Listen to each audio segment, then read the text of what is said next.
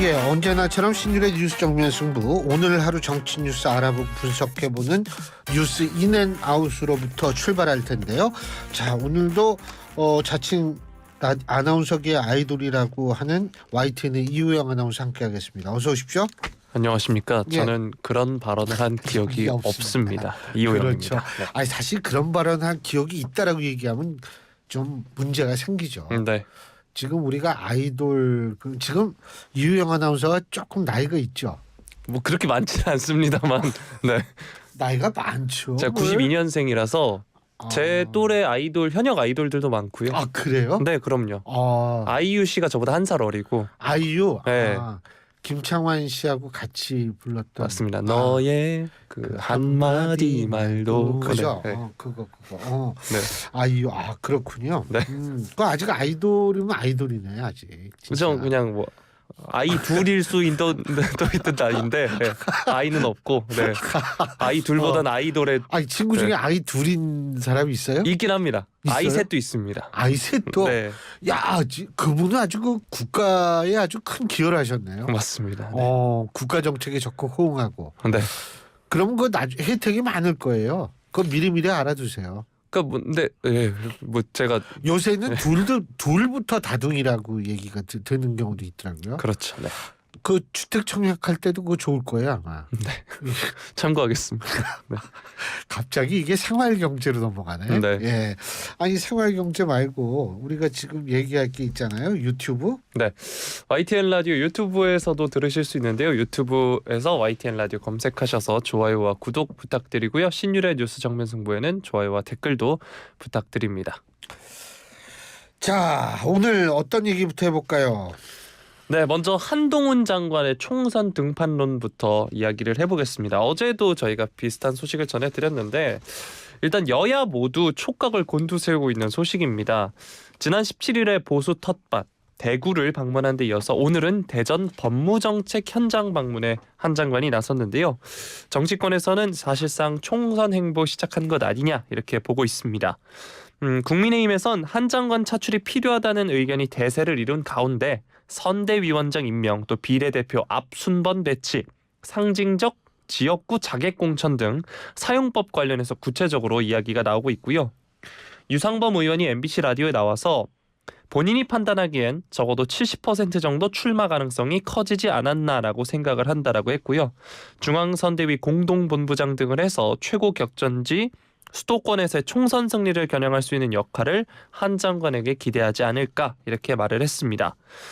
최근 이준석 전 대표가 신당 창당 작업에 속도를 내고 있는 상황인데요. 한 장관의 등판이 어떤 효과를 낼지에 대해서도 셈법이 복잡하다고 합니다. 당 주류에서는 한 장관이 뜨면 이준석 신당에 대한 대중의 관심도 저하될 것이다 이런 기대감을 품고 있는데요. 반면 이 전 대표와 가까운 하태경 의원이 오늘 SBS 라디오에서 한동훈, 이준석 연대는 우리 당의 필승 카드다. 한 장관과 이 전 대표는 보완제다 이렇게 이야기를 했는데요. 이 전 대표는 2030 남성들의 지지가 강하게 있고 한 장관은 2030 여성과 기존 전통적인 보수의 지지가 있기에 시너지만 잘 이룬다면 총선에서 이길 수 있다 이렇게 주장을 했습니다. 자, 야당 쪽도 한번 살펴보면 윤석열 대통령의 최측근 인사인 한 장관의 총선 등판이 오히려 여당에 도움이 되지 않을 것이다 라고 평가절하하면서 의미를 최대한 축소하고 있는데요. 김영진 의원이 오늘 뉴스킹 박지훈입니다에 나와서 한 장관을 전두환 전 대통령 당시 장세동 안기부장에 비유하면서 한 장관이 정치에 맞는 사람인가 생각이 든다. 멋지고 힘있고 세긴 하지만 과연 서민과 국민들이 사는 모습에서 고통과 고난, 힘든 모습, 월세, 전세, 취업에 대한 고민이 있을까 싶다라고 지적을 했습니다. 김종민 의원의 경우에는 윤석열 정부 잘못된 국정에 가장 핵심적인 책임을 지고 있는 사람이 한 장관이다라는 점을 지적을 하기도 했고요. 최근에 송영길 전 민주당 대표가 비례신당 창당 가능성을 내비치기도 했는데 CBS 라디오에서 한 장관이 법무부 장관이라는 자리를 자신의 선거운동으로 이용하고 있다라고 비판했습니다. 어제도 전해드렸지만 최근 계속해서 나오고 있는 이른바 한동훈 총선 등판론인데요. 최근 행보와 관련해서도 관심이 쏠리고 있습니다. 이 소식 뉴스인 부탁드리겠습니다. 일단은 전 그 말씀부터 드리고 싶네요. 전두환 씨 밑에 있었던 장세동 안기부장과 비유한다는 건 적절치 못하죠. 전두환 씨는 구테타를 해서 정권을 잡은 사람이고 지금하고 이것을 비교한다라는 것은 글쎄 저는 전혀 동의를 할 수가 없고요. 그 다음에 이제 그 한동훈 장관이 등판이 된다라고 얘기를 했을 때 저는 이 한동훈 장관이 뭐 얼마큼 정말 선풍적인 인기를 끄느냐 이거보다도 그리고 이분이 총선에 어떤 영향을 미칠 것인가 이 부분을 조금 우리가 생각을 할 필요는 있을 것 같아요. 제가 사실 한동훈 장관 이렇게 보면서 어떤 생각이 드냐면 이게 지금 3년 차거든요. 내년이 윤석열 정권 3년 차인데 윤석열 정권 3년 차면은 사실은 이게 굉장히 어중간한 시기예요. 정권 말기도 아니고 처음도 아니고 어중간한 시기인데 당연히 정권 심판론으로 흐를 가능성은 굉장히 높습니다. 그런데 지금 한동훈 장관을 가지고 이렇게 주목을 받는 걸 보고서 전 언제 생각하냐면 이명박 정권 5년 차에 치러진 총선이 생각이 나요. 그때는 누가 전면에 섰냐면 박근혜 당시 이 비대위원장이 이제 이 전면에 나섰거든요. 그거는 이렇게 되면 그러니까 한동훈 장관이 뭐 꼭 차기다 아니다를 떠나가지고 지금까지의 정치적 주목도나 이런 걸 봤을 때에는 사실은 한동훈 장관 정도 되면 원래 회고적 투표 성격이 강한 총선을 미래 가치에 대한 전망적 투표로 바꾸게 할 수 있는 가능성도 저는 있다고 봐요. 그러니까 우리가 한동훈 장관이 뭐를 하냐 이거보다도 이분이 선대위원장 같은 거 하면은 최소한도 선거 구도가 그렇게 바뀔 가능성은 있다라는 생각이 들어요. 지금의 분위기로 봐서 원래는 지금 분위기에 이 특정 정치인이 이 정도로 주목받기는 쉽지 않아요. 근데 그걸 봐서 만일 그런 식의 어떤 분위기를 만들 수 있다면 그렇다면 정권 심판론을 좀 잠재울 수는 있겠죠. 그렇게 되면 사실 민주당도 사실 봐야 되는 것은 뭐냐면 한동훈 장관의 개인적인 인기가 뭐냐 이런 거 다 떠나가지고 이 사람이 한 장관이 나오면 이게 사람들이 야 그래 이 다음번 차기 주자 아니야 뭐 이런 식으로 생각하면서 이게 미래 가치에 대한 전망적 투표를 하게 되면 이게 굉장히 힘들어지는 상황이 벌어질 수도 있다는 거죠. 그런 점에 있어서 한동훈 장관은 좀 주목할 필요는 있다. 근데 그런 거를 살리기 위해서는 저는 개인적인 판단입니다만 지역구에 나가는 것보다는 비례대표 뒷번호를 받는 것이 낫지 않을까 이런 생각을 하죠. 네. 자, 다음 소식 살펴보겠습니다. 국민의힘 김기현 대표 내년 총선 승리를 위해 보수를 넘어서 중도 진영까지 아우르는 이른바 슈퍼 빅텐트 펼치겠다라고 하면서 승부수를 띄웠는데요.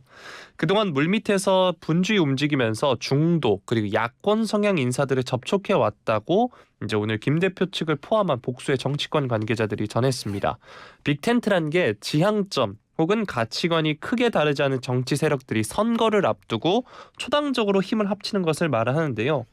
김 대표의 슈퍼 빅텐트 구상이 구체적으로 외부 인재 영입을 뜻하는 건지 후보, 정당 간 연대까지 포함하는 것인지는 아직 명확하지 않다고 합니다.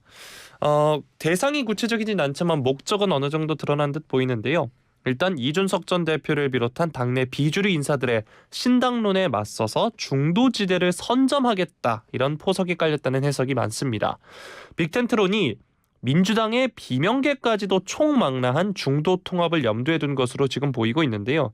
김 대표 본인이 직접 민주당의 소수 비명계를 언급하기도 했습니다. 현재 수면 위에서 거론되는 대상은 대표적 비명계인 이상민 의원 그리고 민주당 출신인 한국의 희망 양향자 대표 정도인데요.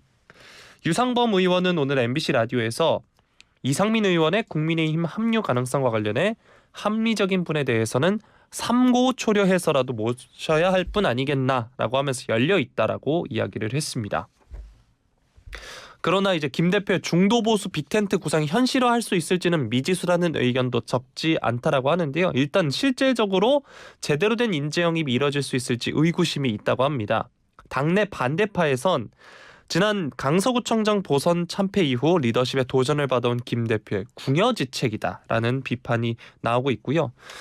이준석 전 대표는 KBS 라디오에서 당내 인사들과도 전혀 화합하지 못하는 상황에서 어디에다 빅텐트를 친다는 것인지 그 빅이라는 게 얼마나 큰 텐트일지 약간 신빙성이 없다라고 말을 했습니다. 결국 이 슈퍼 빅텐트 구상의 성패는 민주당에서 얼마나 합류하는지에 달렸다고 해도 과언이 아니라고 하는데요. 앞서서 말씀드렸던 이상민 의원의 경우에는 합류 가능성이 꽤 커 보입니다. 오늘 대전에서 열리는 국민의힘 혁신위원회 토론회에 연사로 초청이 됐죠. 이상민 의원이 KBS 라디오에 출연을 해서 탈당을 미루면 공천을 구걸하는 것처럼 공격받는다면서 더 이상 미룰 수 없다라고 해서 탈당이 임박했음을 시사하기도 했습니다. 한편 민주당 내 비명계 모임 얼마 전에 이제 출범을 했죠. 원칙과 상식 소속 의원들의 탈당 그리고 국민의힘 합류 시나리오도 나오고 있는데 정작 당사자들은 이러한 전망에 대해선 선을 긋고 있습니다. 이 과거에도 선거 국면마다 빅텐트론이 여야를 막론하고 나왔었는데 기대와 달리 성과는 저조했다는 평가가 나오고 있기도 한데요. 김기현 대표가 띄운 슈퍼 빅텐트론 어떻게 평가하시나요?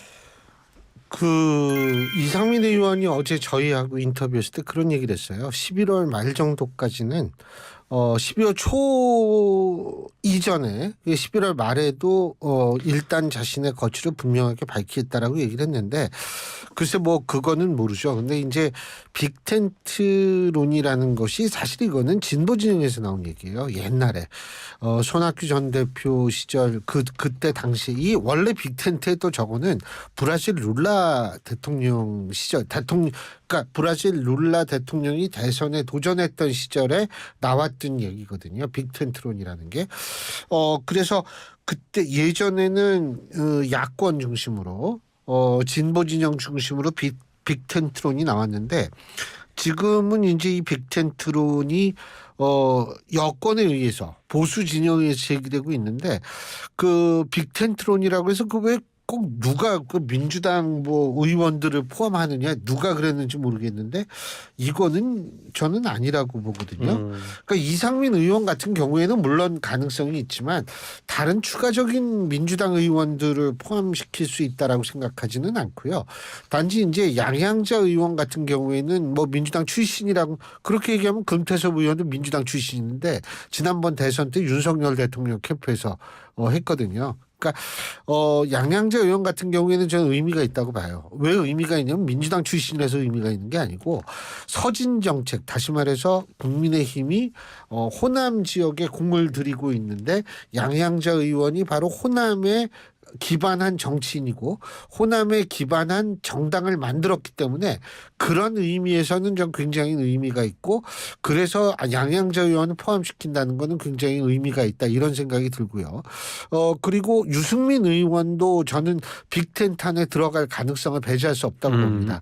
인요한 위원장이 유승민 의원에 대해서 뭐 굉장히 코리안 젠틀맨이다 막 이러면서 엄청나게 칭찬하고 분위기가 좋았지 않습니까? 그리고 사실 유승민 전 원내대표 같은 경우에는 정치를 오래 한 분이라 가지고 그렇게 쉽게 움직이지는 않아요. 지난번에 바른정당 같은 경우에는 박근혜 전 대통령 탄핵 문제 때문에 잠깐 밖에 나가 있었지만 원래 이분은 그렇게 쉽게 움직이는 분은 아니에요. 그렇기 때문에 이분도 당연히 포함시킨다면 제가 볼 때 나름대로 시킬 수도 있고 조금 의미도 크다라고 생각합니다. 이런 것들이 빅텐트지 뭐 빅텐트라고 그래서 비명계 의원들이 탈당을 하더라도 국민의힘에 들어갈 가능성은 나머지 이상민 의원을 제외한 나머지는 전 그렇게 크지 않다고 봅니다. 네. 자, 이번에는 민주당 소식 한번 살펴볼 텐데요. 더불어민주당 지도부 최근 강경파 의원들의 돌출성 발언에 소가리를 하고 있다 이런 소식입니다. 일단 최근 김용민 민형배 의원은 윤석열 대통령 탄핵을 주장을 하고 있고요. 최가국 전 의원의 발언도 지금 이야기가 나오고 있는데 이 소식들 한번 살펴보도록 하겠습니다. 제가 이제 강경파 의원들이라고 말씀을 드렸는데 친명계 성향이자 또 강경파 초선 모임인 철험회 출신인데요. 김용민 민형배 의원의 경우에는 당 검사 범죄 대응 태스크포스에서 활동을 하면서 검사 탄핵 목소리를 키우고 있습니다. 최근에 이제 태스크포스 팀장인 김 의원의 경우에는 한 장관 탄핵을 검토할 것이다 언급을 하기도 했고요. 최근 공개석상에서 반윤 연대를 위한 윤석열 대통령 탄핵안 발의의 필요성까지 언급을 한 바 있습니다. 송영길 전 대표도 오늘 CBS 라디오에 나와서 윤 대통령 탄핵까지 고려해서 내년 총선에서 야권이 200석을 얻어야 한다라고 탄핵론에 가세하기도 했는데요. 이런 거대 의석을 앞세워서 탄핵 남발이라는 비판이 여권에서 나오고 있는데 오만과 독선 프레임에 말려드는 것 아니냐는 지적이 당 내에서도 나오고 있다고 합니다. 지도부는 연일 이런 주장에 대해서 선을 긋고 있고요. 오늘 홍익표 원내대표가 탄핵 얘기가 자꾸 나와서 제 입에서 나가지 않는 탄핵 얘기는 당론이 아니라고 계속 이야기하고 있다 이렇게 이야기를 했습니다. 이 외에도 이제 최강욱 전 의원이 지난 19일 민형배 민주당 의원의 출판 기념회에서 사회자가 윤석열 정부를 조지 오웰의 동물농장에 비유를 하니까 동물농장에도 보면 죄송한데 그 표현은 네. 방송에선 좀 그렇죠. 네. 이런 표현이 있었다. 뭐 이제 여성 비하 표현이 이제 나와가지고 이야기가 나왔는데 이에 대해서 이제 지도부가 곧바로 수습에 나서기도 했습니다. 조정식 사무총장은 오늘 입장문을 통해서 최 전 의원에게 엄중하게 경고한다라고 밝히기도 했는데요. 이미 이재명 대표를 비롯한 지도부는 이번 총선 전국에서 오만과 독선 경계령을 내리고 겸손 모드를 지금 강조하고 있는 상황입니다. 윤영덕 원내대변인도 의원들을 비롯해 민주당을 사랑하고 아껴주는 지지자분들 여러 가지 논란이 되는 발언들은 조금 자제해 주셨으면 하는 바람이다 이렇게 말을 했습니다. 어제도 저희가 이제 현수막 논란 사과 관련해서 이야기도 해드렸는데 최 전 의원의 여성 비하 발언까지 리스크가 나오고 있는 민주당입니다. 이 소식 뉴스인 부탁드리겠습니다. 저는 뭐 얼마든지 정권에 대한 비판이라든지 이런 거는 충분히 가능하다고 봐요. 근데 비판과 비난은 구분해야겠죠.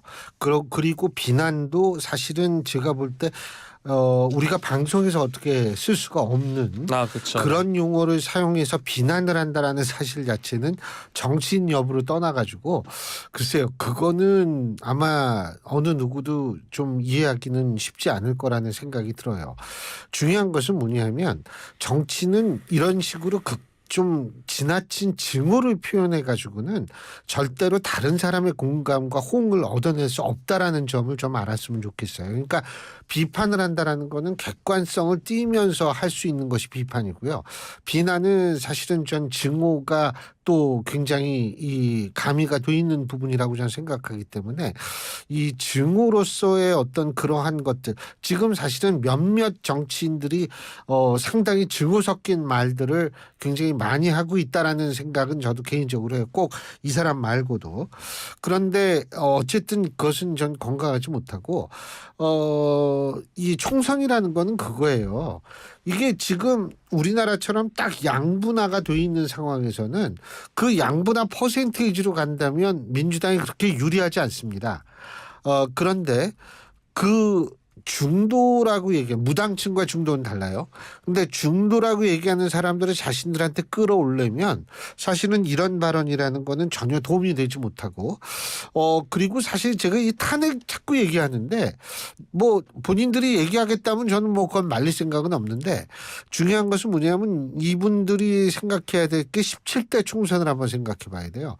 17대 총선 때 이른바 탄핵 역풍이 불었거든요. 노무현 당시 대통령에 대한 탄핵 때문에.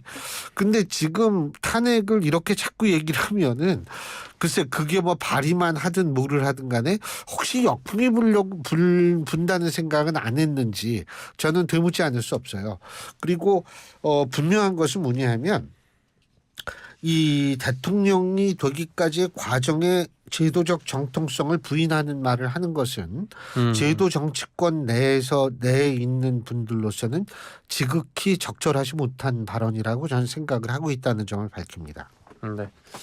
자, 다음 소식 살펴보도록 하겠습니다. 윤석열 대통령 지금 영국을 국빈 방문 중이죠. 3박 4일 동안 이제 영국 방문 일정에 이제 시작을 했는데 한국과 영국의 관계가 기존의 포괄적 창조적 동반적 관계였는데 글로벌 전략적 동반자 관계로 격상된다고 합니다. 리시 수넥 영국 총리와 윤 대통령이 이러한 내용을 골자로 한 다우닝가 합의를 채택할 예정이다라고 이제 대통령실이 밝혔는데요. 양국 수교 140주년을 기념해서 한영 간 미래 협력 방향을 담은 다우닝가 합의는 북핵 등 한반도 문제에 대한 양국의 공동 입장을 강조하면서 우크라이나 사태, 인도태평양, 중동 지역 정세 등 글로벌 현안 대응에 대한 공동 의지를 밝히는 내용이 포함됐다라고 이제 양국이 전했습니다. 대통령실은 다우닝가 합의 채택 및 글로벌 전략적 동반자 관계로의 격상은 한영 양국이 140년간 다져온 협력 관계를 더욱 공고히 하고 양국 미래 세대를 위해 양국 관계를 한 단계 도약시키는 토대가 될 것이다 설명을 했는데요.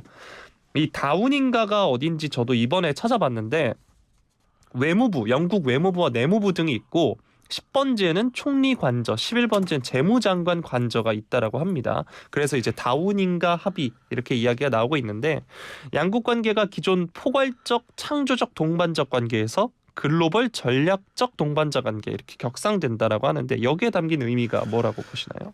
제가 볼 때에는 역시 가장 중요한 부분이 그 북핵 문제, 특히 더군다나 지금 러시아로부터 기술 지원을 받았다는 의혹까지 받고 있는, 반대로 북한이 러시아에게 무기 지원을 하고 있다라는 이런 상황이거든요. 그러니까 우리가 제가 항상 얘기하는 게 있어요. 대북 포용 정책이 DJ 정권 때 전 나름대로 굉장히 의미가 있었다고 봐요. 그런데 그게 벌써 몇 년 전입니까? 20년도 더 넘은 그때 당시의 상황을 자꾸 떠올리면서 대북 포용 정책이 지금도 맞다라고 얘기를 한다는 거는 상황적 변화를 전 고려하지 않는 주장이라고 생각하거든요. 지금은 제가 볼 때 그런 상황이 아니에요. 북한이 러시아한테 무기를 주고 있습니다. 다시 말해서 지금 전쟁이 지속되는데 북한이 상당히 기여하고 있다라는 얘기거든요. 물론 러시아는 부인하고 있습니다. 하지만 계속 사진이 나오는 걸 보면 그 부인함을 우리는 부인할 수밖에 없는 것, 부인함을 부인할 수밖에 없는 상황이 초래되고 있거든요. 이런 상황에서는 그럼 우리는 어떻게 해야 되느냐? 한미동맹 강화도 중요하지만 사실은 우리가 나토와 같은 북대서양 조약기구 같은 데 직접 포함이 안 된다면 여러 나라와 개별적으로라도 이 안보 협력을 자꾸 강화해 나가는 것. 그래서 전략적 동반자 관계는 굉장히 포괄적인 개념이거든요. 바로 이런 차원에서 의미가 저는 굉장히 있다고 보고요. 일각에서는 굉장히 외유가 너무 잦다, 해외 순방이 너무 잦다라고 얘기를 하는데, 그것이 너무 잦다, 너무 잦지 않다라는 것은 나중에 우리가 외교적 성과는 시간을 기다려봐야 나오는 거거든요. 한번 기다려봅시다. 그 다음에 비판을 할 때 하더라도 지금 당장 너무 자주 하는 거 돈 얼마 써서 이런 비판은 저는 그다지 합리적 비판이라고 생각하지 않습니다. 좀 두고 봐야죠. 예, 여기까지 해야 돼요. 여기까지 하래요. 네. 자, 지금까지 YTN의 이우영 아나운서와 함께했습니다. 고맙습니다. 고맙습니다.